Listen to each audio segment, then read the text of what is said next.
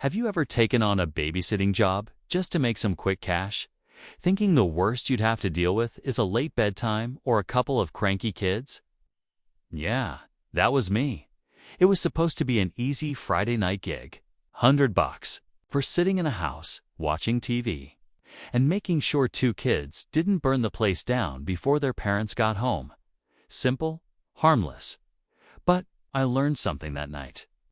Sometimes the houses we step into have rules, and sometimes those rules are written not on paper, but into the bones of the house itself.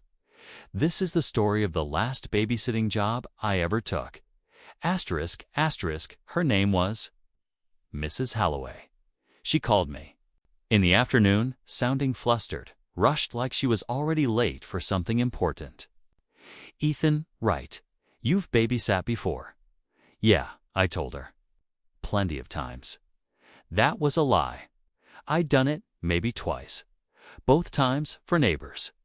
But when you're 17, broke, and desperate to stack some money before college, you'll say whatever you have to. Good. My husband and we need someone tonight. Short notice, but it pays well. 100 for the evening. We'll be back by midnight. I said yes without hesitation.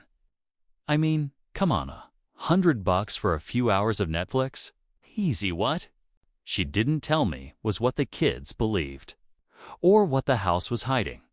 The Holloway house stood at the far end of Pine Hollow Road. You know those neighborhoods where every home looks a little too perfect. Trimmed hedges, porch lights, glowing warm yellow, American flags hung just so. Well, this house wasn't like that. It was older Victorian style, with peeling paint and gables that pointed like crooked fingers into the sky. The lawn was patchy, the kind of yard where toys were left half buried in dirt and the air felt heavier. Somehow, I remember stepping onto the porch, the wood creaking under my sneakers, and seeing a face in one of the upper windows, pale, fleeting, watching. But when I blinked, it was gone. I rang the bell. The door opened almost instantly, like they had been waiting right behind it. Asterisk, asterisk, Mr. and Mrs. Holloway looked tired. That's the best word I can find. Not just physically, but worn down. Like people who hadn't had a proper night's sleep in years. Mrs. Holloway clutched her purse to her chest like it was a life vest. Mr. Holloway's eyes darted past me, scanning the street like he expected someone or something to be watching them leave. "Thank you for coming," she said quickly, ushering me in. "The kids are upstairs. Sophie's 6, Liam's 9. They've eaten, so just make sure they're in bed by 9. Got it?" I said. Mr. Holloway's hand gripped my shoulder, firm, too firm. He leaned close, his voice low. "Do not go into the basement. Do you understand?" I laughed awkwardly. Yeah, no problem." He didn't laugh back. His hand squeezed once more before letting go. They didn't linger. Within 2 minutes, they were gone, their car pulling out of the driveway with a speed that told me they weren't planning on being late. And just like that, I was alone in the house. Well, almost. I found them in the living room. Sophie was sitting cross-legged on the carpet, holding a raggedy stuffed bunny, its fur worn down to threads. Liam sat beside her, building something with blocks, his eyes flicking toward me with cautious interest. "You must be Ethan," I said, trying to sound friendly. "Your parents just left. So, what do you guys want to do tonight? Games? Movie?" Neither answered. Instead, Sophie looked up at me with wide blue eyes and whispered, "You shouldn't sit too close to the walls." The air seemed to leave the room for a second. I chuckled, forcing a grin. "Why's that?" Liam didn't look up from his blocks. His voice was flat. "Because he doesn't like it." I frowned. "Who doesn't like it?" They both spoke at once. "The man in the walls." Asterisk, asterisk. I told myself it was just a game. Kids have overactive imaginations. Monsters in closets, shadows that look like faces. It's normal, so I shrugged it off, pretending to play along. Oh, the man in the walls, huh? Well, I'll make sure he doesn't bother us tonight. Sophie shook her head. No, you can't stop him. Nobody can. Her bunny's button, I glinted in the dim light as she hugged it tighter. A cold draft moved through the room, carrying with it the faintest smell of something sour, like damp clothes left too long in a basement. I told myself it was just old house smells, nothing more. I made them dinner anyway, even though their parents said they'd eaten. Kids always want snacks. Mac and cheese, easy enough. While we sat at the table, kept catching Sophie glancing at the walls, her little shoulders hunching as though she expected something to come bursting out. At one point, I thought I heard it too. A faint scratching, long and slow, like fingernails dragging down wood. Somewhere inside the walls, just behind me. When I turned, nothing. Just the faded wallpaper with its old floral pattern, curling at the edges. I forced a laugh, though it sounded thin in my own ears. Old houses make weird noises, huh? Liam finally looked up at me. His eyes were too serious for a 9-year-old. That's not the house. Asterisk asterisk by 8:30, I decided it was time to wind things down. I guided them upstairs, flicking on every light as we went. The second-floor hallway stretched long and narrow, lined with portraits of strangers from decades past. Their eyes seemed to follow as we walked by. The kids' rooms were across from each other. Sophie's was decorated with faded pink wallpaper, peeling in spots, while Liam's had sports posters that looked newer, fresher, like maybe they were trying to make him feel normal. Bedtime, I said. Brush teeth, pajamas, the whole deal. They obeyed, but not happily. Sophie clutched her bunny like a lifeline. Before I left her room, she whispered again, "If he scratches tonight, don't answer him." I paused. Her eyes were dead serious, glinting with fear. "Okay," I said softly. "I won't." Asterisk asterisk. The house felt different once they were in bed, quieter. But not in a peaceful way. The kind of quiet that makes you strain your ears because silence that thick feels unnatural. Sat on the couch downstairs, scrolling through my phone. The clock ticked. The fridge, HUMMED, dot, and then tap. Tap, tap from the wall behind the couch. 3 deliberate knocks. I froze, my heart picked up, pounding loud enough that I swear it filled the room. I turned slowly, staring at the wall. Nothing. Just wallpaper, faded flowers repeating endlessly. Then came the whisper, low, male, from inside the wall. "Tee."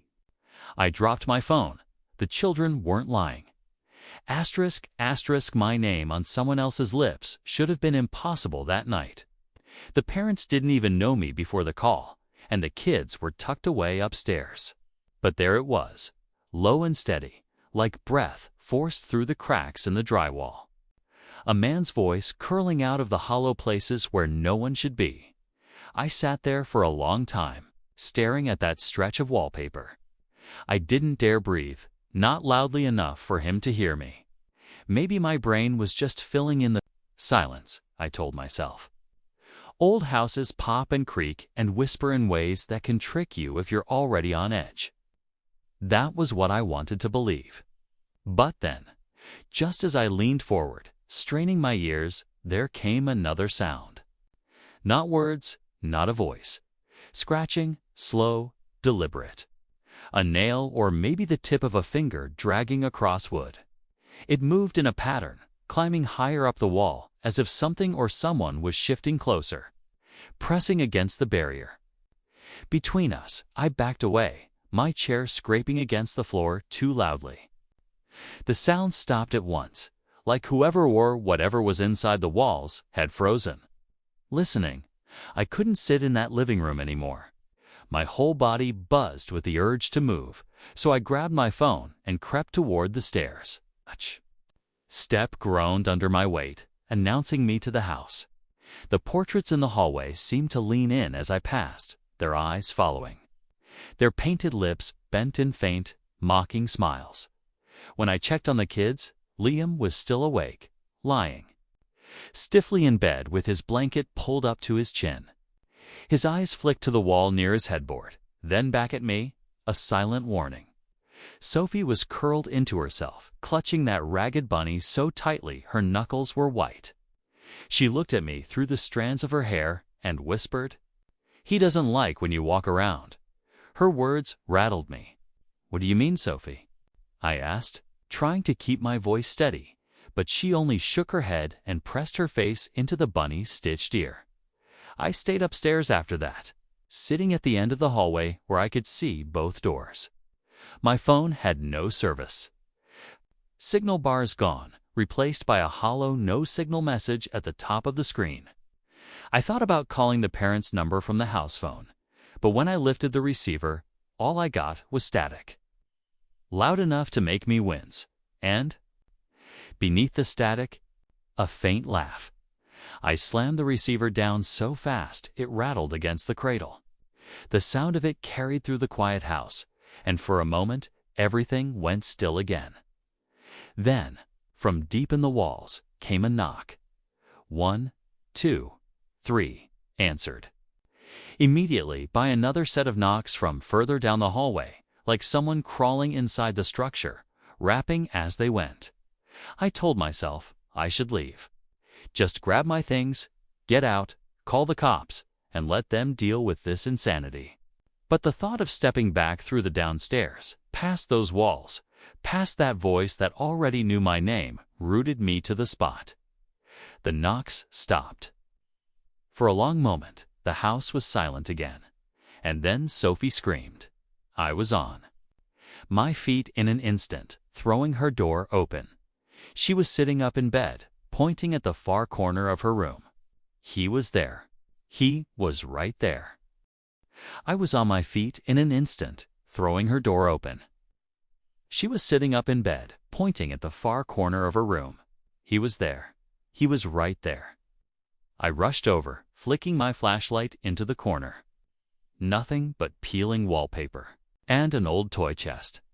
"There's nothing there," I whispered, though my own voice betrayed me. Her small hand gripped my wrist so tightly it hurt. He was watching me through the wall. His eye was right there. I saw it move.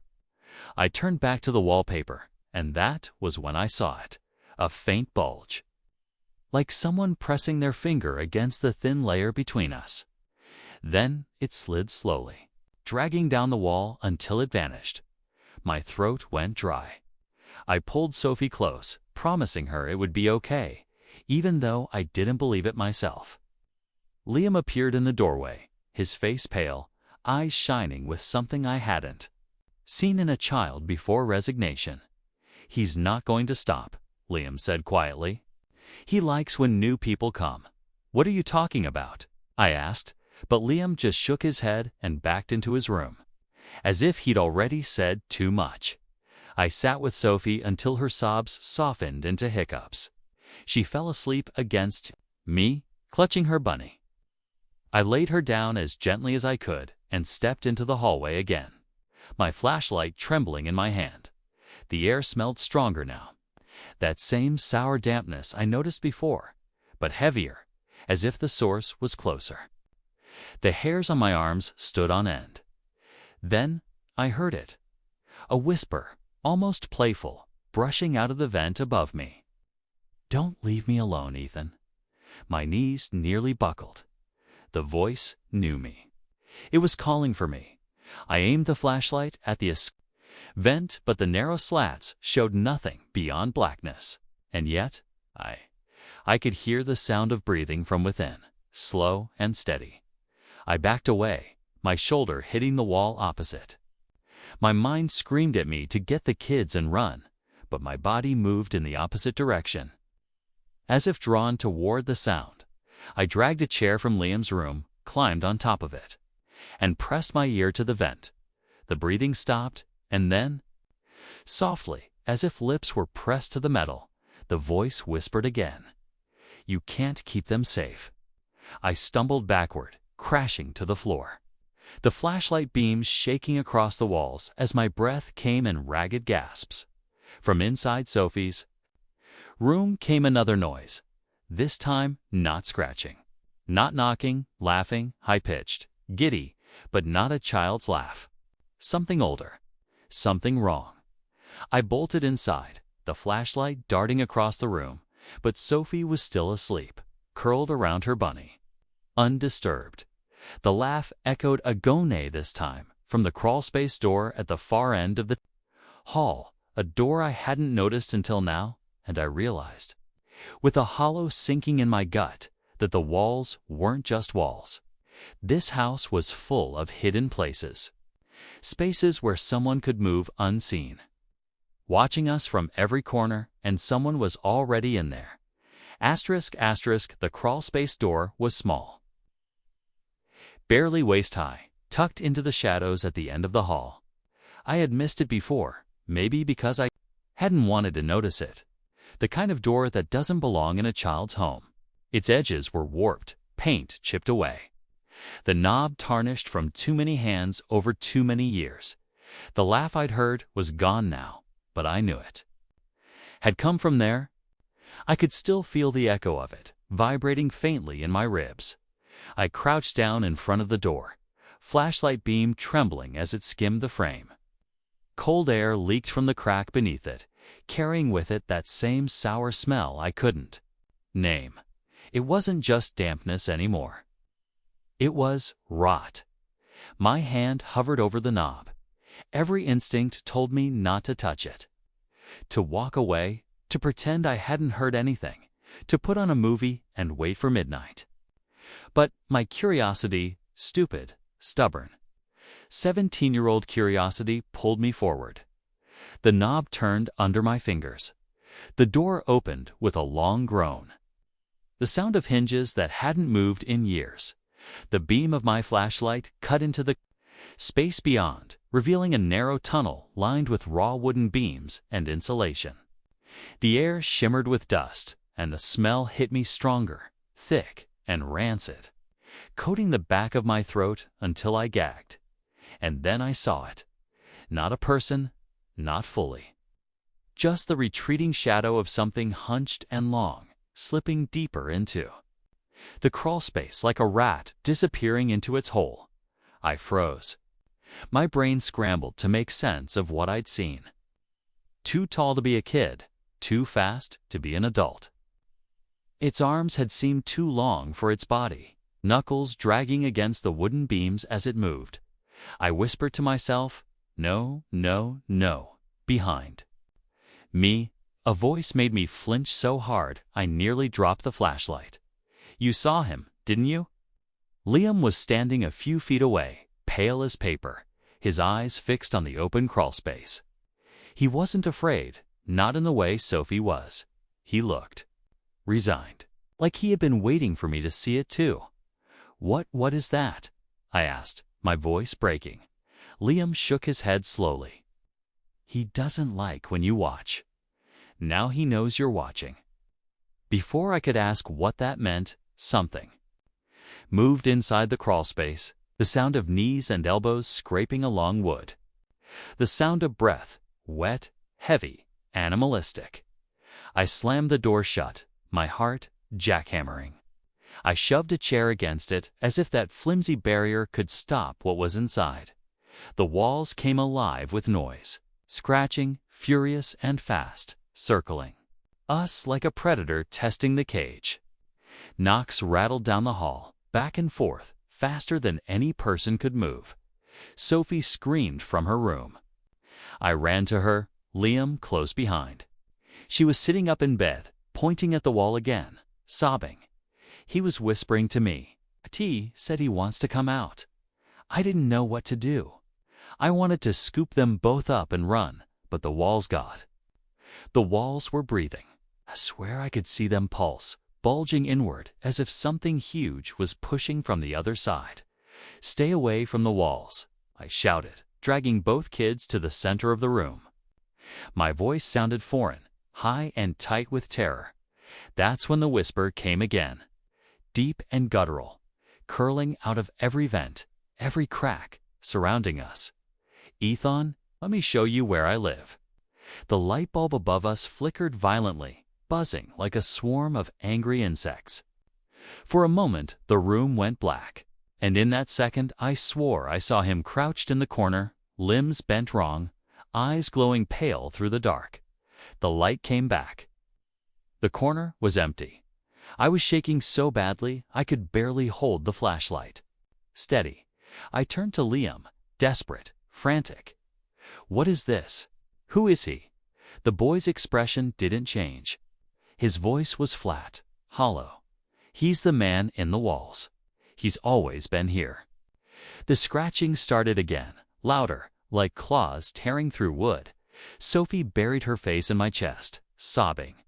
Liam just stood there, staring at the wall like he was waiting for it to split open. I backed us into the hall, dragging the kids with me, trying to think, trying to breathe. Every nerve in my body screamed to get out, but the house seemed to close around us, suffocating. From the crawlspace door came a sound I'll never forget. Not scratching, not knocking, a laugh. Low, rumbling, and very, very close. And then the knob began to turn. The crawlspace door rattled as the knob twisted back and forth. Slow at first, then violently, shaking the chair I had wedged against it. Sophie screamed again and clung to me, her little arms wrapping around my waist, her tears soaking into my shirt. Liam didn't move. He just stared, his expression blank, his lips moving soundlessly, like he was whispering to himself. I yanked him back, away from the door. "Help me block it." I hissed, but he only shook his head slowly. "It doesn't matter," he said. "He always gets out when he wants to." That single sentence chilled me worse than the voice itself. The chair scraped against the floor. As the door jerked forward once, twice, then it stopped. The house went quiet, again too quiet. That silence that makes you realize something is still there, just waiting. I couldn't stay in that hallway another second. I pulled both kids toward the stairs, whispering harshly, "We're going downstairs now." The air grew colder with each step. The portraits lining the walls seemed darker than before. The painted eyes sharper, clearer, as though they had been waiting for us to look at them in the half-light. Sophie buried her face in her bunny again, but Liam kept glancing back over. His shoulder, almost like he was checking. The living room was no better. The wallpaper bulged slightly in places, sagging outward like something pressed from the inside. The faintest outline of a hand stretched across one section for just a second before slipping away. I tried to think logically, to find some kind of explanation: old plumbing, vermin, structural problems. Anything but what I'd actually seen. But then I noticed the stack of yellowed newspapers on the shelf beside the couch. I don't know why I picked them up. Maybe I was desperate for distraction. Maybe I felt pulled to them the way I'd been pulled to that crawlspace door. The top paper was dated 30 years ago. The headline made my stomach lurch. "Local man disappears after family found dead in home." I scanned the article, my eyes moving too fast to keep up. The man's name was Joseph Cranmer. He had lived in this very house with his wife and 2 daughters. Neighbors reported hearing strange noises, odd smells, seeing shadows move behind the walls. One night, the wife and daughters were found dead bodies discovered in the basement, mutilated. But Joseph was gone. No trace. Some believed he had fled town. Others whispered he had never left the house at all. I dropped the paper, my hands shaking. The kids didn't need to see it, but Liam's voice broke the silence anyway. "He's still here. That's him." I looked at him, at the eerie calm on his face, and something inside me twisted. He wasn't surprised by any of this. He wasn't even afraid anymore. He was accustomed. "You've seen him?" I asked. "Every night," Liam said. His eyes shifted toward the wall, where faint scratching began again, just behind his head. He talks to us when Mom and Dad are gone. Sophie whimpered, shaking her head. Don't tell him. Don't tell him. He'll hear you. But it was already too late. The scratching grew louder, climbing the wall, circling us like an animal hunting in the dark. A deep thud followed, shaking the floorboards under our feet. And I swore I felt the air move, like the whole house exhaled at once. I wanted to run. But the front door I had come through earlier, stood just a few feet away. Rushed toward it, dragging the kids behind me, my heart pounding with hope that maybe, just maybe, it would be that easy. The knob wouldn't turn. I twisted harder, yanking at it with both hands, but it was locked. No, worse. Jammed the wood around. It seemed swollen, alive, like it was growing tighter around the frame, sealing us inside. I cursed under my breath, slamming my shoulder into it once, twice. Nothing. The house wasn't letting us out. Sophie began to sob again. And Liam simply said, in that too-flat voice of his, "He doesn't let people leave." The walls groaned. In response, like they were agreeing with him, I backed away from the door, clutching the kids close. Every thought in my head scrambled, except one. I need to know how to fight him. I stumbled toward the shelves again, flipping through the rest. Of the newspapers, old clippings, photographs tucked between the pages. One grainy black and white photo showed Joseph Cranmer himself. His face was long, hollow-cheeked, eyes sunken. The kind of man who looked like he was already half a ghost before he even died. Another article mentioned that investigators had searched the house for weeks after his disappearance. They found hidden passageways, tunnels inside the walls and floors carved out over years. Cans of food, bedding, children's toys, like he had lived between the bones of the house itself. Like he had been watching his family from the inside. Long before he killed them, my breath came sharp and shallow as the truth sank in. The man in the walls wasn't a ghost. He wasn't a story, or a nightmare, or a child's imagination. He was real. He had always been real. And he had never left a... Sharp knock echoed from behind me 3 times against the living room wall, so hard that dust rained from the ceiling. Sophie screamed again, clutching at my shirt. I turned slowly, flashlight trembling as I lifted it toward the wall. And there it was, a pale eye, bloodshot and unblinking, peering out at us from a crack in the wallpaper.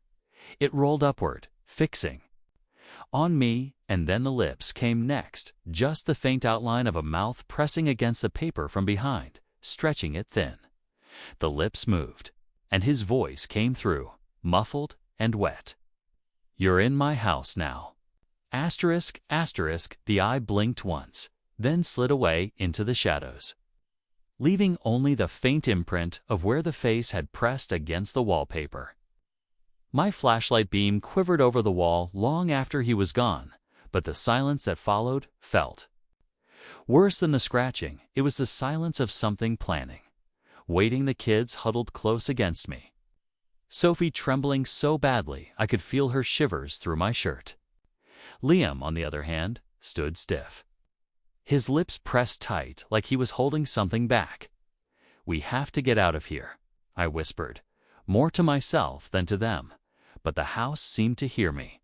A sudden slam echoed from upstairs so loud it rattled the window panes. Then another, from the kitchen. Doors, maybe, cabinets, the sound of furniture dragging across the floor. The whole place was alive now, as if the walls themselves were shifting. The air grew heavier, thick with that rancid smell of rot. My lungs struggled to draw in a full breath. Sophie's head jerked up suddenly.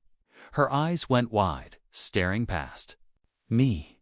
"He's calling me," she whispered, her voice dreamy, dazed.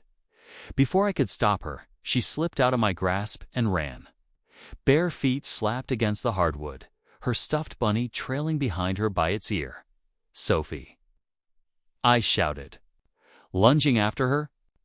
Liam moved too, but slower, almost like he expected this, like he'd seen it before. She darted down the hallway, toward the back of the house. My flashlight beam caught glimpses of her small frame before she vanished around the corner. Tore. After her, panic thundering in my chest, the shadows closing in from every side, and then I realized where she was going. The basement door, the one the father had warned me about. It was already cracked open when I got there, as though someone had opened it for her. A dark breath of air rolled out from below, colder than the rest of the house, carrying with it a stench so foul it turned my stomach. Sophie stood at the top of the stairs, swaying slightly. She clutched her bunny against her chest, her lips moving as though she was answering someone I couldn't hear. I grabbed her shoulders, shaking her gently. "Sophie, look at me. Stay with me." Her eyes flicked up to mine, glassy and distant. "He says he's lonely," she murmured. "He wants me to come play." A violent bang echoed from below, shaking the steps under our feet. Something moved. In the dark, quick, heavy, like hands and knees scuttling across concrete. I yanked Sophie back, slamming the basement door shut with all the strength I had. The doorknob rattled instantly, turning back and forth, harder and harder, until it shook the frame. Liam had finally caught up.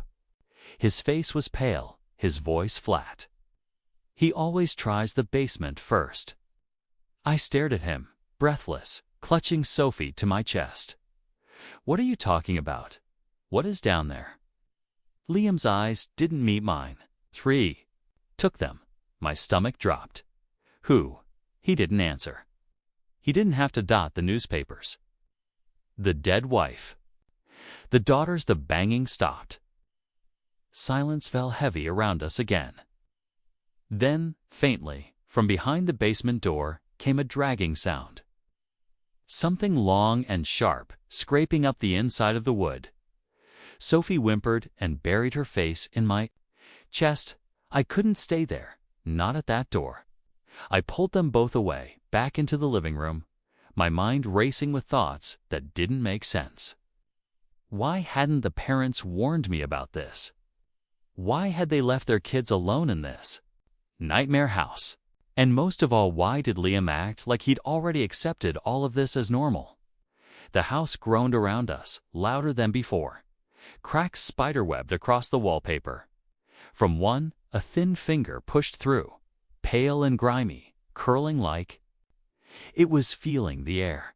I shouted, stumbling back, pulling the kids with me. The finger withdrew, vanishing back into the wall. But the scratching continued, faster now, traveling through the walls like something circling us from every side. I knew then what the house was telling me. It wasn't haunted, it wasn't cursed, it was inhabited. Someone lived inside its bones, crawling through its veins, watching us through its cracks. And he wanted Sophie. Maybe Liam too, and maybe me. The walls thudded hard, making Sophie scream again. I grabbed Liam by the shoulders, desperate. "You've lived here all this time, what does he want?" Liam's eyes were unreadable. He doesn't want the same thing every time. Sometimes he just wants to watch. Sometimes he wants more. The air filled with another laugh, louder this time, echoing from every vent and every wall. I want you all. The lights overhead blew out with a pop, plunging the room into darkness. Asterisk, asterisk, darkness swallowed us whole. The bulbs had blown all at once. Every one of them, the crack and hiss of glass, leaving behind only the beam of my trembling flashlight. Its narrow cone barely pierced the black, but it was enough to show me the terror in Sophie's eyes, the eerie calm in Liam's. The laugh lingered in the air, lower this time, like it came from right behind my ear. I spun with the light, but nothing was there, only the wallpaper, yellowed and peeling. I pulled the kids closer. "We're leaving now." I headed for the front door, dragging them along. The knob was icy in my grip, slick with condensation. But when I turned it, nothing. Jammed. I twisted harder, yanked, slammed my shoulder into it. It wouldn't budge. Windows, I thought, will break a window. I shoved the kids toward the living room, but when I lifted the flashlight, my stomach turned cold. Every window had been boarded up. Not with planks I'd seen earlier, but with jagged wooden slats nailed across from the inside. They hadn't been like that before. I staggered back. The house wasn't just a prison, was changing around us. A scratching noise began again. But not just from one wall. It came from all sides, above and below, like something swarming through the veins of the house. I could hear it behind the wallpaper, in the crawl spaces, in the vents. 100 little claws scraping wood, rushing. Closer, Sophie started to sob. Liam only whispered, "He knows you're trying to leave." I snapped at him, panic breaking through. "You keep saying you talk like you know him. What is he?" Liam finally looked at me, eyes wide, his voice a thin thread. "He's part of the house. Or the house is part of him. I don't know anymore." The words chilled me more than the dark. The scratching grew louder, converging on us, until the sound of boards cracking overhead made me jerk the light upward. In the ceiling, above the chandelier, I saw something press against the plaster, a hand. Too large, too long, stretching the surface until it splintered.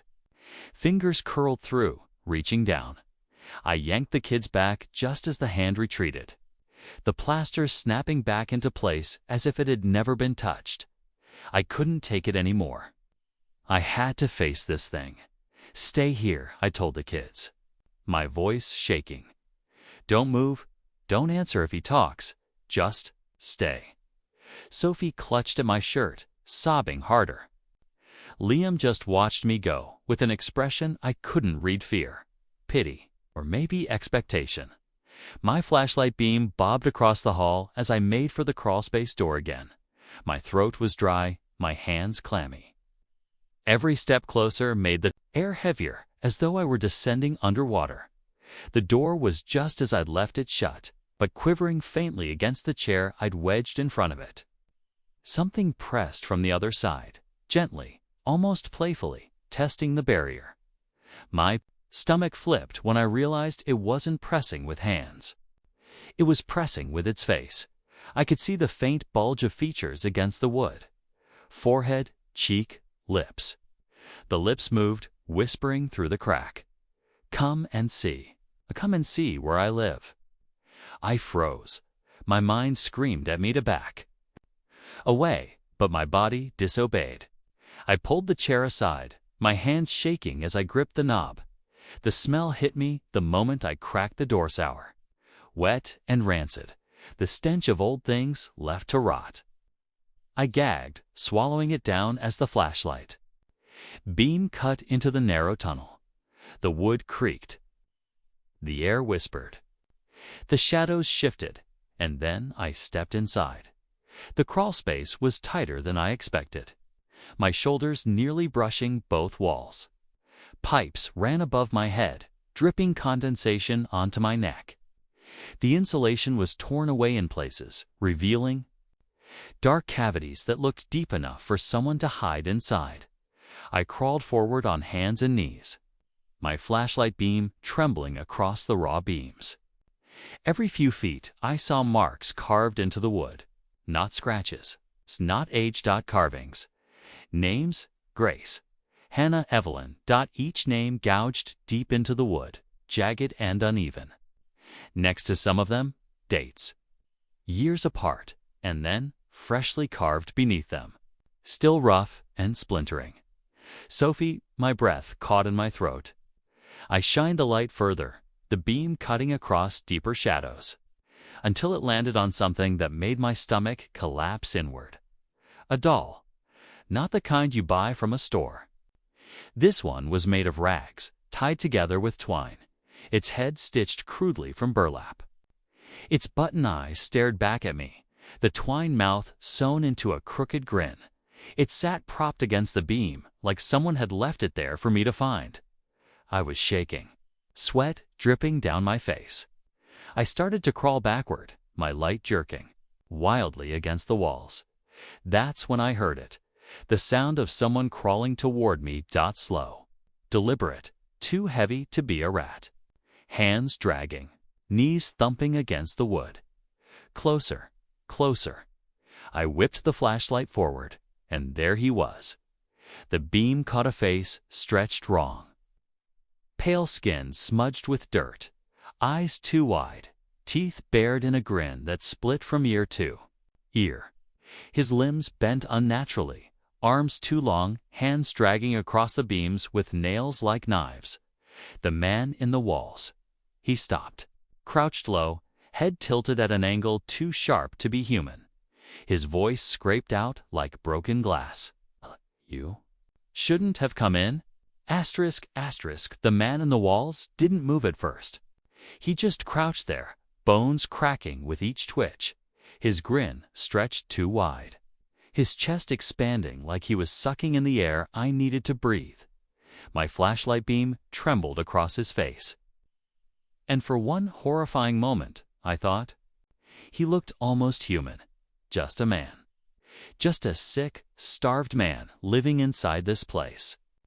But then he blinked and his eyelids closed sideways, like shutters snapping across glass. My stomach lurched. He crawled forward an inch, his hands dragging the wood, his fingernails tearing grooves into the beams.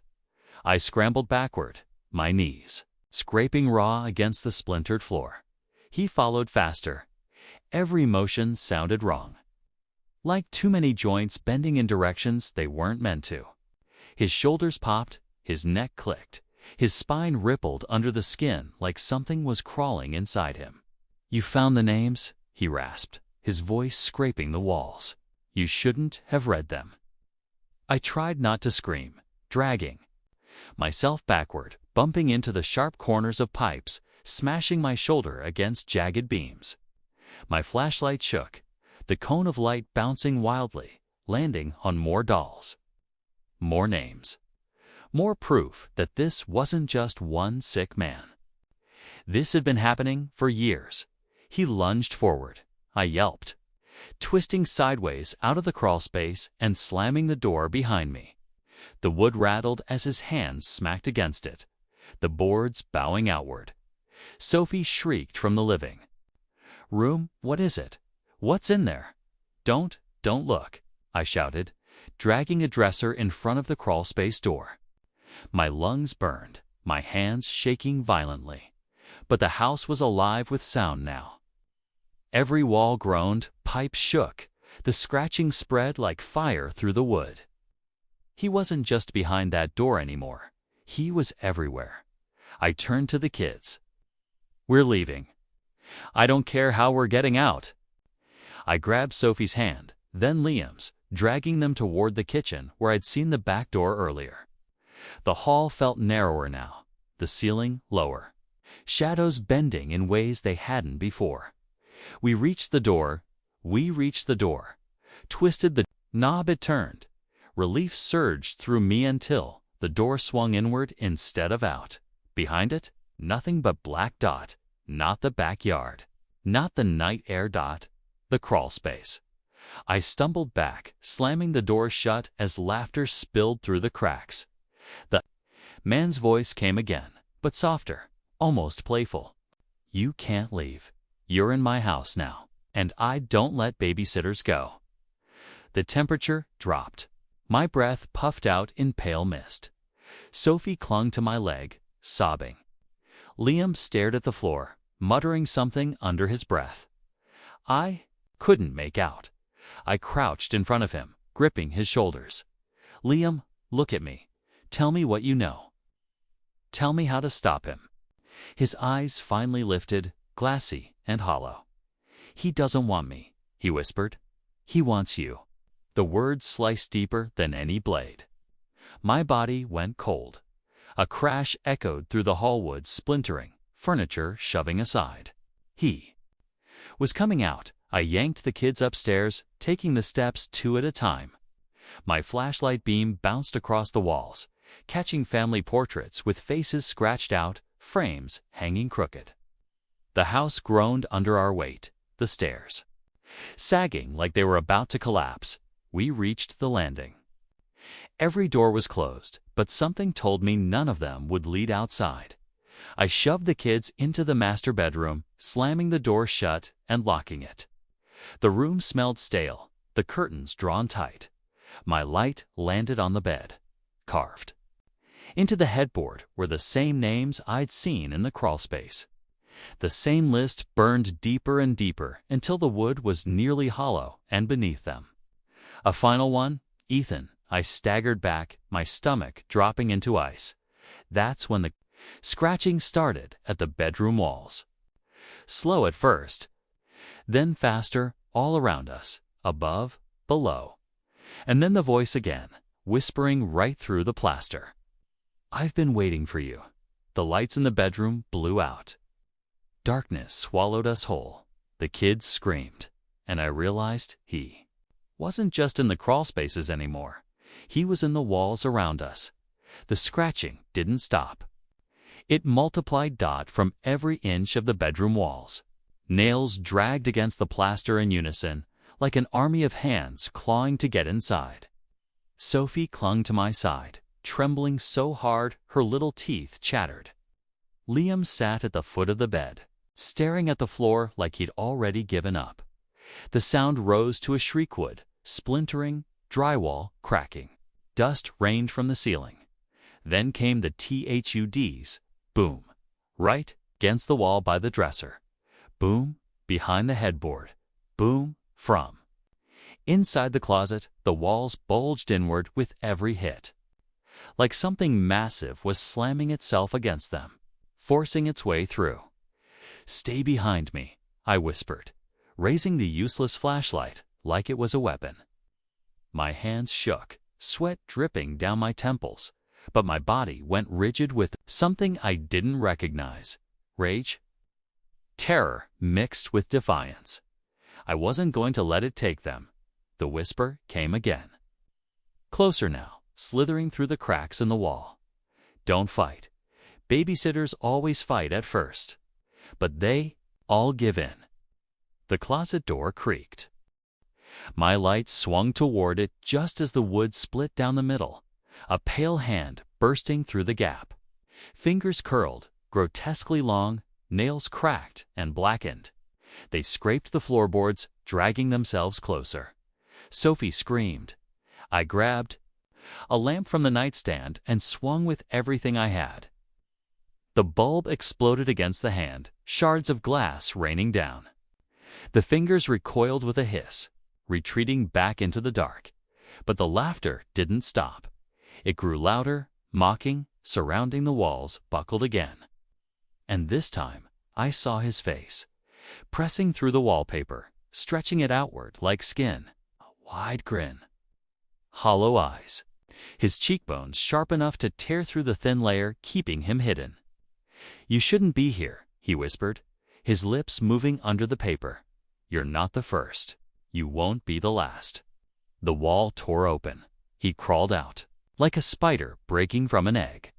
His limbs unfolded too long, his back arched wrong, his head tilting with each step. He landed on the floor with a heavy thud, his bare feet leaving black stains on the wood. The flashlight beam caught his full figure for the first time gaunt. Skin pale and stretched thin over bone, ribs sharp against his chest. But his mouth, God. His mouth was wide and torn at the corners, like it had been carved open to make room for a smile that didn't belong. Sophie sobbed. Liam didn't move. And me. I froze. Every instinct screamed to run, to throw myself through the window if I had to. But my legs locked, my lungs burned. He straightened, taller than any man should be, his head brushing the ceiling. His voice rattled the walls. "Ethan, I've been waiting for you." Hearing my name from his mouth was worse than seeing his face. It made me understand something I hadn't wanted to believe. This wasn't random. This wasn't chance. He knew. Me, take me then, I shouted, my voice breaking. Leave them alone. The grin widened. He tilted his head slowly, bones creaking like tree branches. You're already mine. He lunged. I shoved Sophie under the bed, yelling for Liam. To follow, he didn't move, he just stared, frozen in shock. I had no choice. I grabbed him by the shirt and hauled him down, shoving both kids beneath the bed just as the thing's hands slammed into me. The force knocked me across the room. My back crashed into the dresser, pain exploding through my ribs. I scrambled to my feet, gasping, swinging the broken lamp base like a club. It connected with his shoulder bone, crunched, but he didn't even flinch. His grin just twitched wider. He grabbed me by the neck, his fingers wrapping tight, lifting me off the ground. With effortless strength, his breath hit my face, rancid, reeking of mold and decay. His eyes, empty, endless pits, swallowed the light of my flashlight. You smell just like the others. Spots danced in my vision. My chest burned. My arms flailed, striking uselessly. Then, out of nowhere, sharp scream cut through the air. Sophie's voice. Leave him alone. She scrambled out from under the bed, clutching something in her tiny hand. Her stuffed bunny. She hurled it at him. It hit his face. For a split second, his grin faltered. His head snapped toward her. The grip on my throat, loosening just enough for me to wrench free and stumble to the floor, gasping for air. He hissed, his mouth opening impossibly wide. Rows of jagged teeth glistening. He stepped toward Sophie. No. I roared, grabbing the dresser and shoving it forward with all my strength. It toppled, crashing into him, pinning his legs. He shrieked, a sound so sharp it rattled the glass in the window panes. I scooped Sophie into my arms, yanking Liam out from under the bed. My lungs screamed for air. My body begged me to collapse, but adrenaline kept me moving. We bolted for the door behind us. Wood cracked as the thing began to heave the dresser off, his laughter chasing us down the hall. We weren't safe. Not even. Close, but for the first time, I thought maybe we had a chance. Asterisk, asterisk, I hauled Liam by the wrist, and Sophie clutched my shirt as we bolted into the hallway. My chest heaved with every step, my throat raw from where his fingers had clamped down. But I didn't dare stop behind us. The thing's laughter thundered, followed by the crash of furniture toppling as he tore free. The sound wasn't just. In the air, I vibrated through the walls, through the floor, inside my skull. Downstairs, now, I shouted, dragging them forward. We flew down the creaking steps, my flashlight beams shaking wildly, shadows bending and contorting into monstrous shapes that made my stomach churn. The front door was in sight. I've never felt such desperate hope as I did in that second. I saw salvation. The brass handle gleamed in my light like the only real thing in this nightmare. I shoved the kids ahead of me. Go.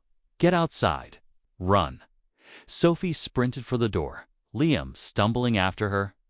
She reached for the handle and froze. Her tiny fingers hovered an inch from the knob, her eyes wide. It's not real, she whispered. What? I barked, yanking her arm. She pointed. My stomach dropped. The door wasn't a door anymore. It had melted into the wall. The frame vanishing, the wood pulsing faintly like living flesh. The brass handle twisted, curled into itself, then sank beneath the surface with a wet sucking sound. I staggered back, dragging Sophie with me. Liam whimpered. No. No, no, no, I muttered, slamming my fist against the wall where the door had been. The wallpaper pulsed under my hand, warm like skin over muscle. The house wasn't just old, it was alive. Basement. I gasped. Grabbing the kids again, there's a cellar, there's gotta be a way out. We tore through the kitchen, my flashlight flickering with each jarring step. The old refrigerator hummed, louder and louder until it sounded like a growl. Cabinet doors rattled on their hinges, slamming open and shut in violent rhythm. We reached the basement door. I yanked it open and shoved the kids through, pulling it shut behind us. The air that hit us was damp, moldy, stinking of rot. The stairs groaned as we descended into the suffocating dark.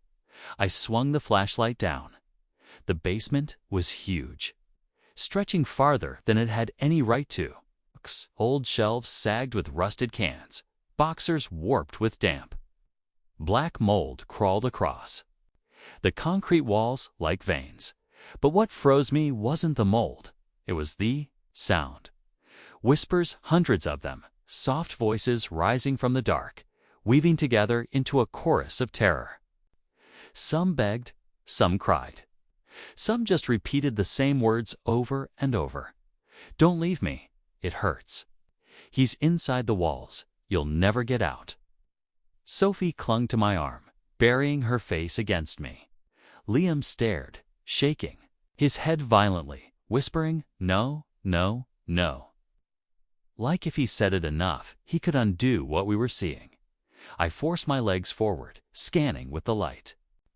There an old storm door at the far end of the basement. Rusted, but maybe it was real. "Come on," I hissed, pulling them. "That's it. That's our way out." The whispers grew louder, overlapping, desperate. The basement floor seemed to shift under my feet, the concrete rippling like water. Then something moved between the shelves. I froze. At first, I thought it was just shadow, but then I saw the eyes. Dozens of them, tiny, glowing in the beam of my light. Faces pressed out of the walls, sunken eyes, slack mouths. Like the house had swallowed people whole and kept their souls trapped inside its skin. Their lips moved in unison. "You shouldn't be here," Sophie screamed. Liam fell to his knees. Dragged them both, stumbling toward the storm door, ignoring the voices clawing at my sanity.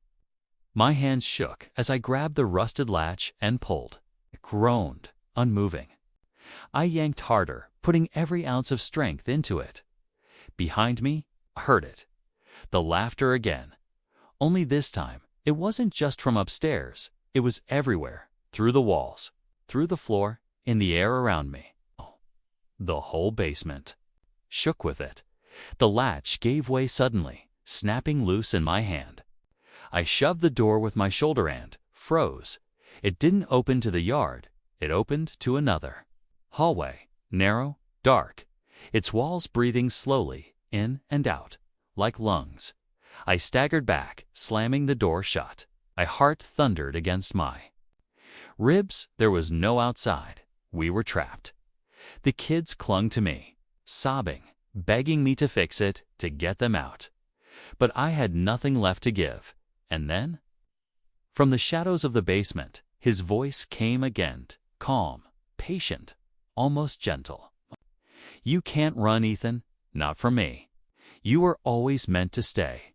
Asterisk, asterisk. The basement was trembling like the house itself had a heartbeat. The whispers swelled, rising in feverish waves that pressed against my ears until I thought my skull would split. Sophie clung to my neck, sobbing so hard she could barely breathe. Liam had gone frighteningly quiet, staring down at the floor with wide, glassy eyes. And through it all, his voice, smooth, confident, terrifyingly calm. "Ethan, you don't remember, do you?" I froze. The words curled around me like smoke. "Shut up." I shouted hoarsely into the dark. "I don't want to hear you. Leave us alone." The laughter rumbled again, echoing through the walls. "Leave you alone. Ethan, you came back to me. All on your own." My breath hitched. A chill spread through me that had nothing to do with the cold. "What the hell are you talking about?" The shadows shifted, stretching across the concrete, pooling into shapes that twitched and crawled. Faces flickered in the dark, children's faces, pale and hollow, dash-eyed. They stared at me. At me. "Stop it," I whispered, shaking my head. "This isn't real. This isn't." The man's rasp cut through, sharp as a blade. "You've been here before." I staggered back, nearly dropping Sophie. My flashlight beam wavered, skittering across the basement wall. There, etched into the concrete scratches, dozens of them. Names carved deep into the stone. I knew what I'd see before the light landed on it. And there it was, Ethan scratched over and over, deeper and deeper, like someone had clawed it into the wall with bloody fingers. My chest tightened. My knees buckled. "No," I croaked. "No, I've never," but even as I spoke, images clawed their way into my head, flashes, flickers of memories that weren't mine, or maybe they were. Buried so deep I'd forgotten. A child's hand. My hand, holding a candle in this very basement. Whispers surrounding me. The same names, the same walls, and a man's voice, his voice promising, "We'll always be together." I dropped the flashlight. It clattered to the floor, the beam rolling wildly across the damp concrete. Sophie screamed at the sudden dark, but I could barely hear her over the pounding in my head. No, I wasn't here. "I wasn't. You were one of mine," the voice whispered, so close it brushed my ear. "I marked you when you were small, but you slipped away. You forgot me. Until tonight." I spun, slamming my back against the wall, clutching Sophie to me. "That's impossible," I roared, though my voice cracked in terror. But Liam was staring at me now, not at the walls, not at the shadows, at me. His lips trembled. "He's telling the truth." My heart stuttered. "What?" "I saw it in the drawings," Liam whispered, his voice hollow, distant. "In the crawlspace. You were there, a long time ago. He chose you." I shook my head violently. My vision swam, spots bursting behind my eyes. The house groaned. The whispers turned into laughter, hundreds of voices laughing in unison. And then the wall behind me pulsed. Hands. Pale skeletal hands pressed through the concrete, fingers reaching around my shoulders, my throat, my chest, holding me in place. I screamed, thrashing, kicking, trying to break free. Sophie shrieked in my arms. Liam scrambled back, sobbing. The man's face began to form in the wall, stretching outward like wet plaster molding into flesh. His grin split impossibly wide, teeth too sharp, too many. "Welcome home, Ethan." The hands dragged me deeper into the wall, the cold seeping into my skin, the stone turning to flesh beneath my back. I realized then it wasn't just about the kids. It never had been. It was about me. I wasn't the babysitter. I was the offering. Asterisk, asterisk, the wall swallowed me whole. For a split second, I couldn't breathe. The world was wet, crushing, heavy like being pulled beneath black water.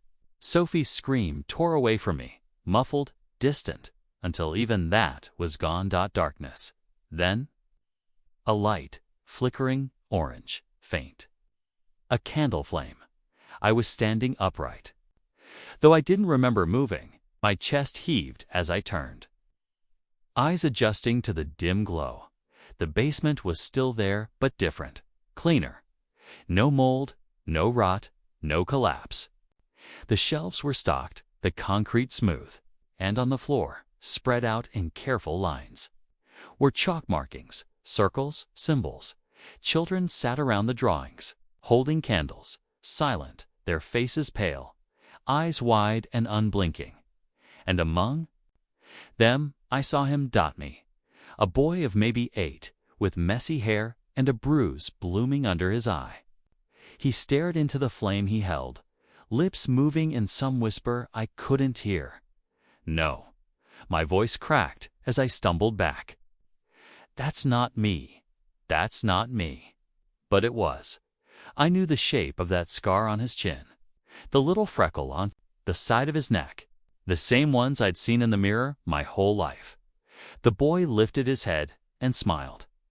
Not the innocent smile of a child, but a stretched, unnatural grin from behind him. The shadows peeled away from the wall, gathering, thickening until he emerged. The man in the walls, his shape was indistinct, shifting with every flicker of the candlelight. Sometimes tall, sometimes impossibly thin, sometimes little more than a crawling mass. But the eyes stayed the same, always, yellow, piercing, fixed on me. Do you see now? His voice echoed, not in my ears, but inside my skull. You were mine first.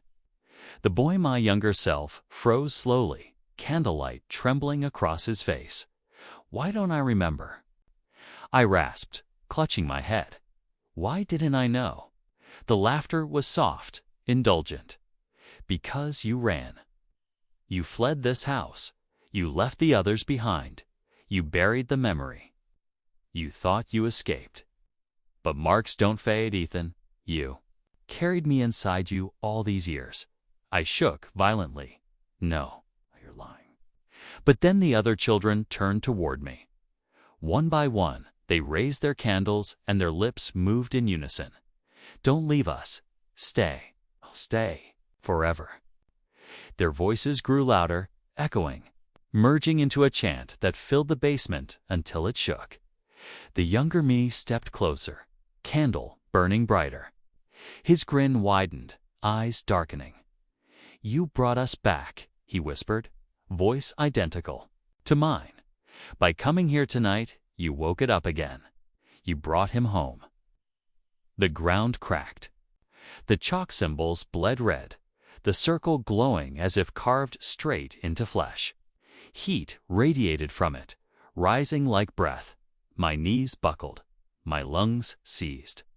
I could barely think, barely breathe, and then through the roar of voices, through the choking heat, I heard something else, faint, fragile. Ethan, help us, not the children, not the shadows. Sophie, her little voice, trembling, cutting through the nightmare. I whipped around. For a split second, the vision cracked like glass splintering under pressure. I saw her, Sophie, clinging to Liam, back in the real basement. They were on their knees, screaming for me, their hands reaching. The younger me tilted his head. His candle flickered. She'll take your place, he said calmly. The girl, she's stronger, sweeter. He likes her more.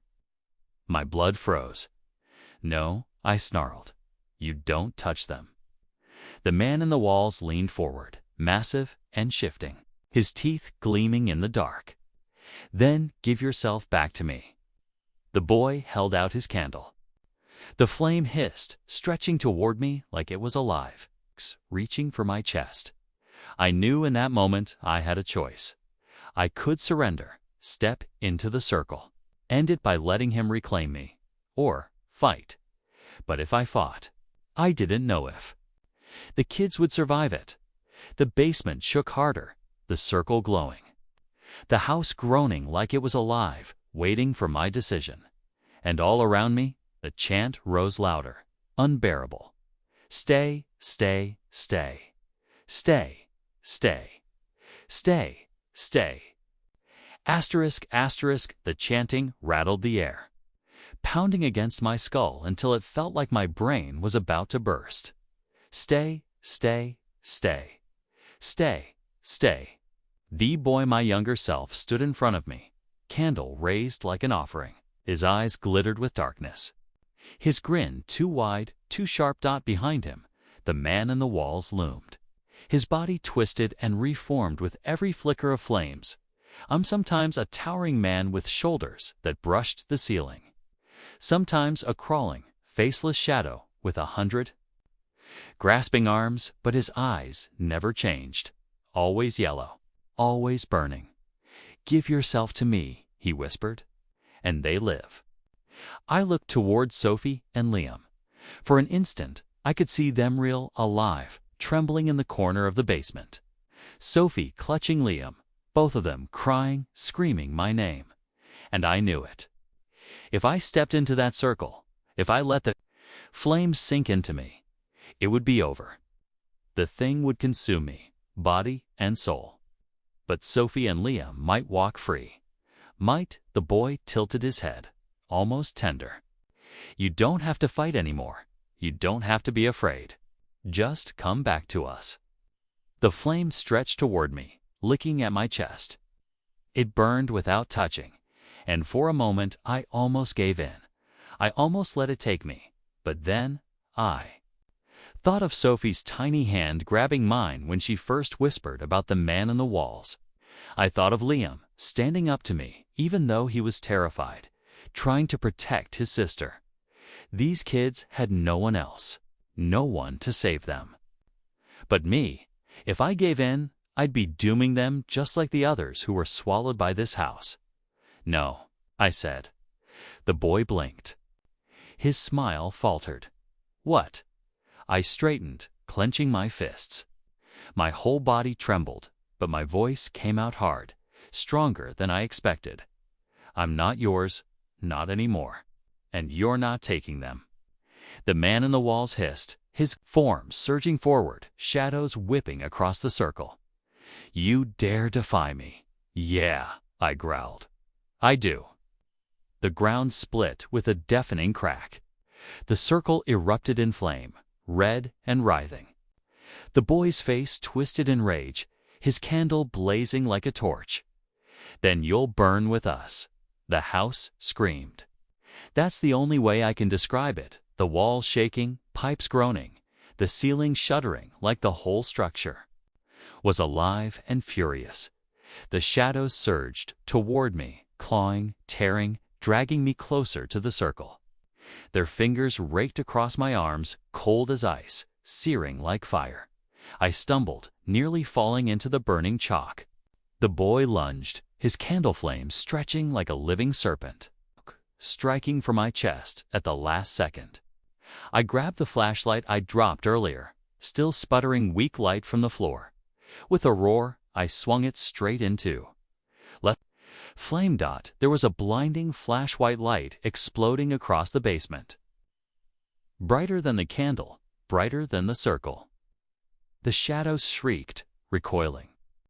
The boy screamed, his grin snapping into a mask of fury. The man in the walls reared back, his massive shape dissolving at the edges. No, he bellowed. You are mine. I forced myself forward, holding the flashlight high, its beam cutting through the dark. Every inch I pushed closer, the shadows burned away, dissolving like smoke in sunlight. Not anymore. I shouted. The children's chant faltered, breaking into screams. The boy clutched his face, his candle sputtering. Sophie and Liam's cries grew louder, clearer. They were real. They were with me again. I saw Sophie's tiny hands reaching through the haze, begging me not to let go. The house shook violently, plaster cracking, dust raining from the ceiling.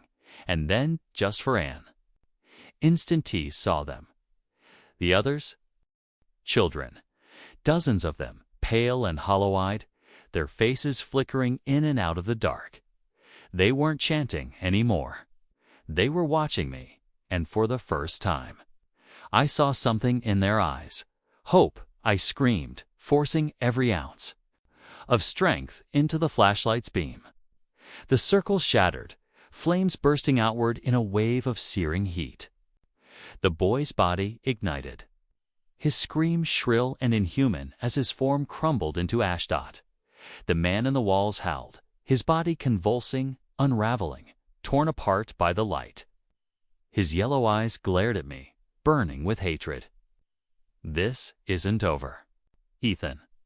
And then he exploded into darkness, ripped apart. The shadows collapsing into nothing. The basement went silent. The chanting was gone. The walls were still. I collapsed to my knees. Gasping for air, Sophie and Liam ran to me, throwing their arms around me, sobbing. I held them tight, my whole body trembling, my skin burning from unseen wounds. But we were alive. The nightmare was over, or so I thought, because as I held them, As I looked around the ruined basement, my eyes caught on the far wall, and there, faint, freshly carved into the concrete. Ethan, one word. Deep, jagged. Waiting, asterisk, asterisk, the silence in the basement pressed against my ears like cotton. No whispers, no laughter, no screaming. Just the faint drip of water from a pipe overhead and the ragged sound of our breathing. Sophie's arms were wrapped so tightly around my neck that I could barely breathe. Liam clung to my shirt, his small hands trembling. We were alive. I kept telling myself that, over and over, like a mantra. We were alive. But the word carved into the wall still burned in my mind. My name. Deep. Fresh. I tore my eyes away. I couldn't let the kids see it. Couldn't let them know the thing wasn't gone. Come on, I whispered hoarsely. We're getting out of here. I staggered to my feet, my legs shaky, my body aching as if I'd been beaten with iron rods. My flashlight flickered, sputtering, but still gave enough light to guide us. We climbed the stairs. Each creak of the steps made my heart hammer harder. But the shadows didn't move. The air didn't shift. The whispers didn't return. The basement door loomed ahead, cracked slightly open. I pushed it. It swung wide with a long, groaning creak. The kitchen looked normal. The overhead light hummed faintly. The smell of dust and old wood lingered, but no stench of rot. No blood on the walls. For one insane moment, I almost believed it was over. Sophie whimpered against my chest. Liam whispered, "Please, let's go." "Yeah," I breathed. "We're gone." I carried Sophie through the kitchen, Liam trailing close. Every step felt like walking a tightrope above a pit. We reached the front door. My hand shook as I grabbed the knob. I twisted, it turned. A sob of relief burst from my throat. I yanked the door open and froze. The street outside was wrong. I should have seen the porch, the yard, the cracked sidewalk leading to the street. The neighbor's house, streetlights, anything. But instead, there was nothing. Not darkness, not night, nothing. Just endless gray, stretching on forever. A void, empty. Silent, Sophie whimpered, burying her face into my chest. Liam gasped, stumbling. "Backward? No," I whispered. No, no, no. The house wasn't letting us out. The man in the walls might have been banished, but his hold wasn't broken. We were still inside, still trapped. The door slammed shut on its own, nearly catching my fingers. The sound reverberated through the walls like thunder. The lights flickered dot, and then the laughter started again. Not from the basement, from upstairs. Slow, drawn out, mocking, Sophie screamed. Liam bolted behind me, clutching my arm. My heart pounded so violently I thought I might drop dead right there. He was still here, watching, waiting, and worse. He sounded closer than ever. Asterisk, asterisk, the laughter drifted down from the second floor, each echo sharp as broken glass. It was slow, deliberate, like whoever or whatever was up there wanted me to hear every note. Sophie whimpered into my chest. Liam clutched the hem of my shirt, trembling. "Stay here," I whispered. My voice was steady, though my insides were burning with panic. "No." Sophie cried, "Don't leave us." I knelt, gripping her shoulders, meeting her wide, tear-streaked eyes. "I'm not leaving, but I need you to stay right here, together, no matter what happens. Understand?" Liam shook his head violently. "We'll come with you. You can't," I said firmly. "I have to end this. If I don't, none of us are getting out." The words hurt as they left my mouth because I wasn't sure they were true. I wasn't even sure I'd survive the next 5 minutes, but I had to believe. I had to make them believe. Liam swallowed hard, biting his lip, but finally nodded. Sophie clung to his hand like it was her lifeline. I stood, the flashlight trembling in my grip. My throat was dry. My legs felt like lead. Step by step, I moved toward the staircase. The house groaned with each movement, the floorboards warping. Under my feet, paint peeled off the walls in curling strips, fluttering to the ground like dead skin. The laughter grew louder the higher I climbed. Halfway up, the air changed. It grew heavier, like walking into water. My chest ached with each breath. The steps seemed longer. The staircase stretched. I looked back. Sophie and Liam were still at the bottom, tiny and far away, though I'd only climbed 6 steps. "No," I muttered. "You're not doing this." I pressed forward, one step after another, fighting against the distortion. The laughter shifted. It wasn't just one voice anymore, it multiplied, overlapping a chorus of children's giggles mixed with deep, guttural growls. At the top of the stairs, the hallway sprawled before me, longer than it should have been, lined with door after door. Some hung open, revealing black voids inside.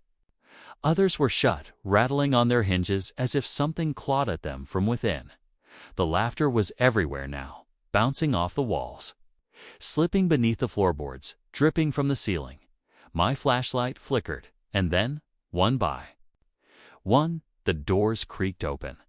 From each room, shadows spilled out thin, reaching arms, crawling figures, hollow faces with mouths that stretched impossibly wide. They lined the hallway, silent now, just watching. At the very end of the hall, a single door stood closed. That's where the laughter came from. That's where he was. The man in the walls. I forced my feet forward. The shadows didn't move, didn't touch me, but I felt their hunger pressing in. Teeth behind every stair, closer, closer. The door loomed taller with every step. It's wood rotting. The knob blackened like char. My hand shook as I reached for it. The laughter stopped. The silence was worse. I gripped the knob and turned. The door swung inward, and inside was a bedroom, small, ordinary. A twin bed, a dresser, a few toys scattered on the floor. I knew this room because it was mine, my childhood. Bedroom, every detail down to the crack in the ceiling above the bed. My chest tightened, my vision swimming. "No," I whispered. "No, this isn't real." The door slammed behind me, and sitting on the bed was the boy me. But this time, he wasn't grinning. He was crying. His shoulders shook with silent sobs. His candle sat at his feet, flame snuffed out, smoke curling in the air. When he lifted his face, tears streaked down his cheeks. His eyes were swollen red. "They made me stay," he whispered. "I didn't want to, but they made me." The shadows pressed against the walls of the room, writhing, waiting. And I realized with a sickening lurch, this wasn't just about the house. This was about me. Something happened here. Something I'd buried so deep I didn't even remember. And now, I was about to ... The boy sat on the bed, his knees drawn to his chest, tears streaming down his face. His voice was thin, raw, almost too soft to hear. "They made me stay," he whispered again, rocking slightly. "They made me stay with him." My heart pounded so hard I thought my ribs might snap. I took a step back, my spine pressing against the door, except when I glanced over my shoulder, there was no door anymore, just smooth, seamless wall. "Who made you?" I rasped. The boy lifted his face. His eyes were mine, same shade, same shape, but emptier. Shadows flickered in the hollows of his sockets. "You don't remember," he said. "You locked it away. You pretended it never happened. But I stayed. I stayed here." His words hit like hammers inside my skull.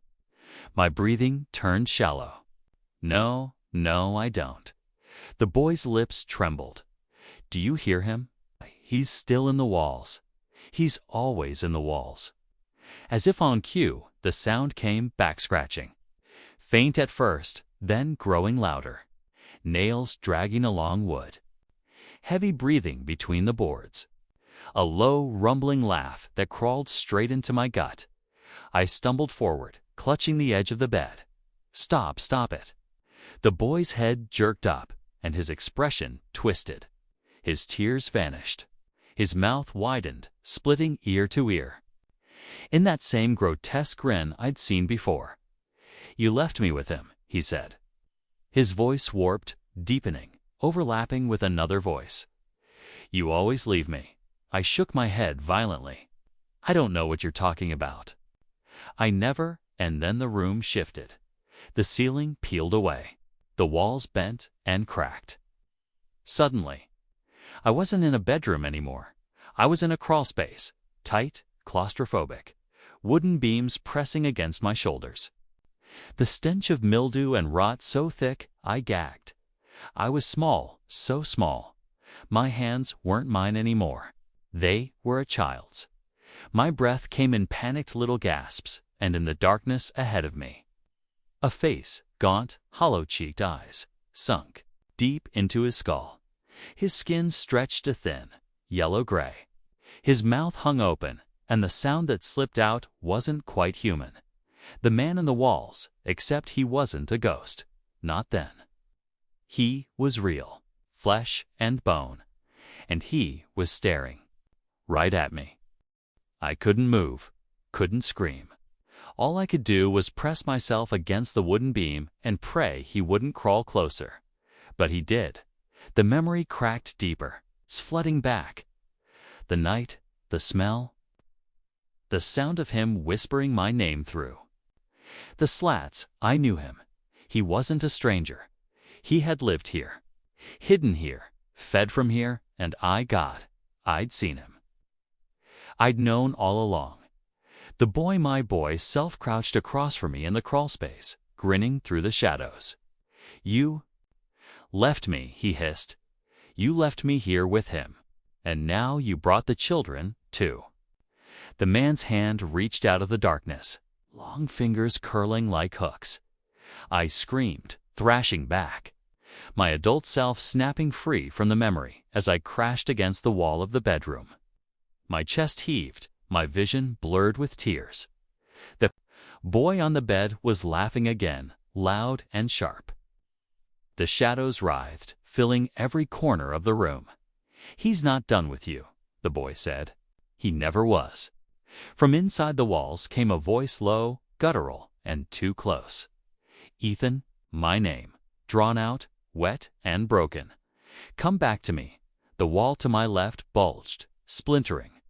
Fingers pushed through, pale and skeletal, dripping with something black. I staggered back, but there was nowhere left to go. The shadows closed in, the boy's laughter rising into a scream, and the man in the walls began to crawl through. Asterisk, asterisk. The wall cracked like a rib snapping in two. Splinters rained across the floor as a pale arm forced its way through, elbow bending the wrong way, joints creaking like dry wood.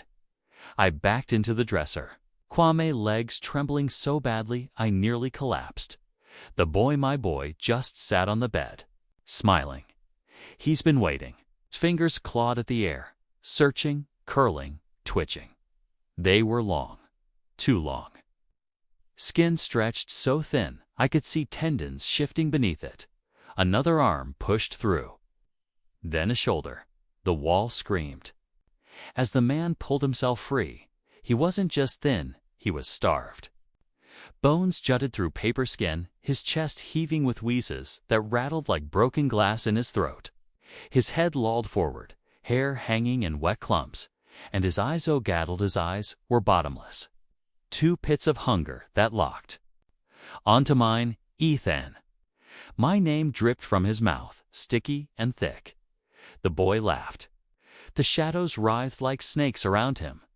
I grabbed the flashlight, shaking, and swung the beam straight into the man's face. He shrieked. Not like a human, more like 1,000 voices tearing through the walls at once. The sound shook the room, cracked the plaster, sent toys clattering across the floor. But he didn't stop. He dragged himself further out. His ribs scraped the frame, his spine bending unnaturally as if the walls themselves were giving birth to him. I scrambled for the dresser drawer, yanking it open, nothing but dust and old clothes. My breath hitched, panic rising like bile. "Fight him!"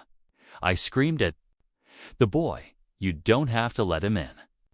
The boy tilted his head, candle flame flickering back to life at his feet. "I'm not the one who let him in." And then I remembered clear as day. I was the one who first pressed my ear to the walls as a child. I was the one who whispered. Back when I heard the scratching, I gave him a name. I gave him me. "No," I muttered, sinking to my knees.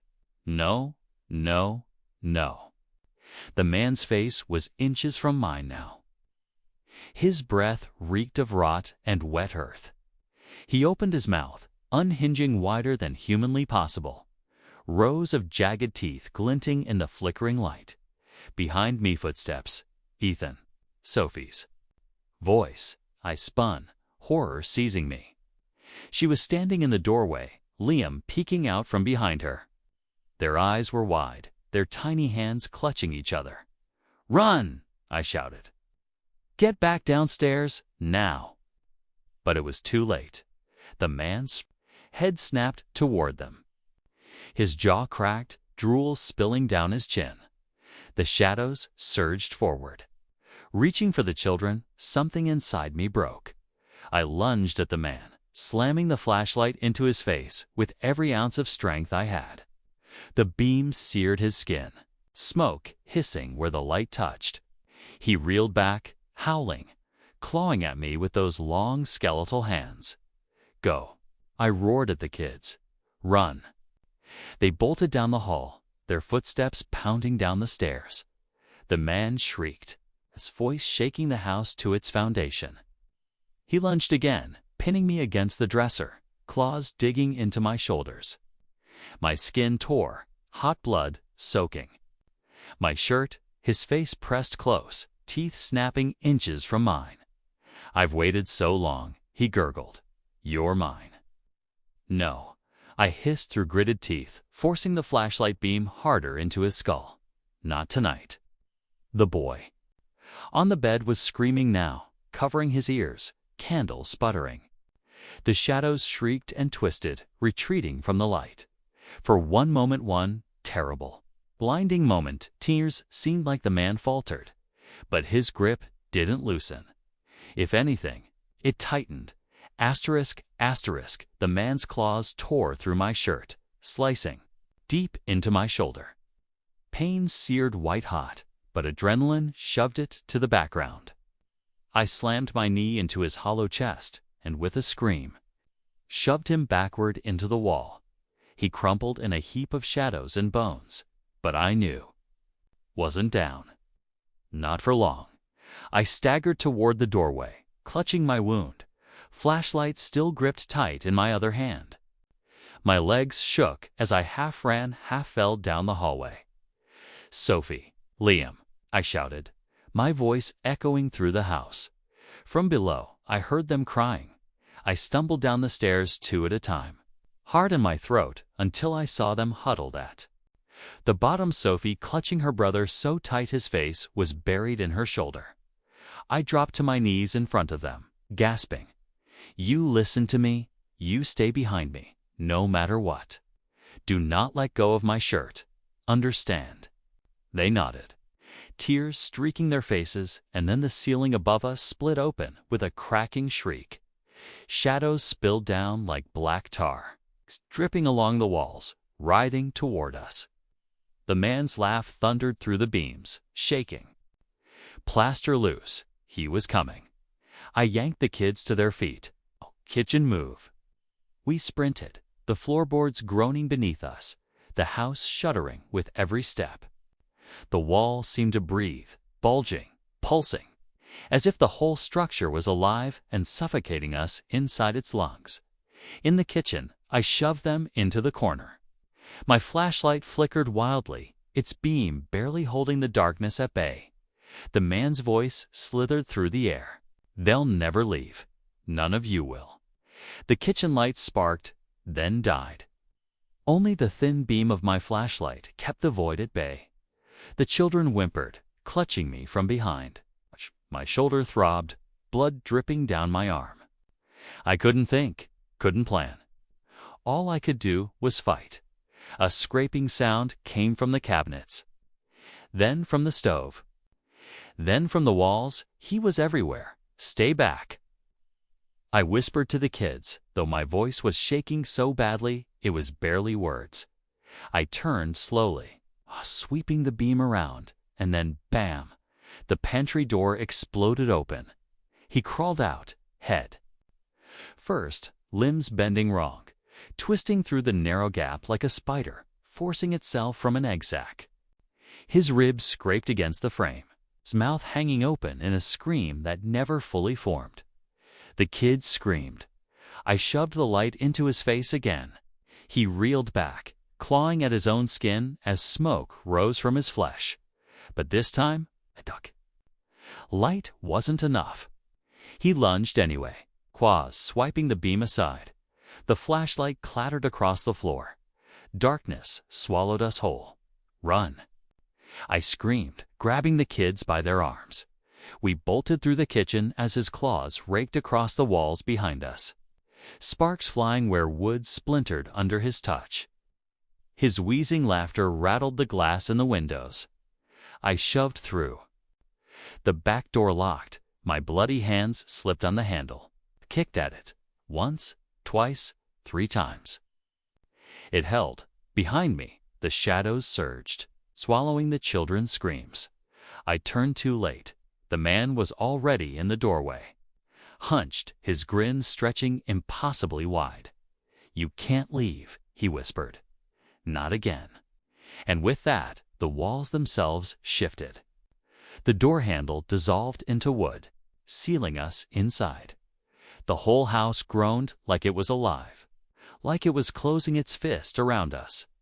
I backed the children toward the center of the room, breathing hard. My body was shaking, my vision blurring, but I refused to stop. I wasn't going to let him take them. Not like he took me. Asterisk, asterisk. The kitchen walls heaved inward, groaning like a living lung. The wallpaper bubbled, pulsed, and split, black veins crawling through the cracks. The air reeked of mold and copper. The man stepped closer. Each movement was jagged, unnatural, as if his bones weren't connected right. His head tilted, too, far to the side until it nearly hung upside down on his neck. The children clung to me, Sophie whimpering, Liam burying his face in my back. My legs trembled, but I forced myself to stand between them and him. "You can't have them," I whispered, though my voice barely rose above the sound of the house's groans. He smiled. Rows of jagged teeth shimmered in the dark. "They're already mine. You gave them to me the moment you stepped inside." I shook my head, my bloodied hand tightening around a kitchen knife I'd grabbed without even realizing. "Not this time." His laughter slithered across the room, filling every crack, seeping into my ears until it felt like he was inside my head. "You don't get to choose. You never did." The walls bulged again, this time sprouting skeletal arms that reached, grasping from the plaster like pale weeds breaking through soil. Hands clawed at my ankles, at the children's legs. Sophie screamed.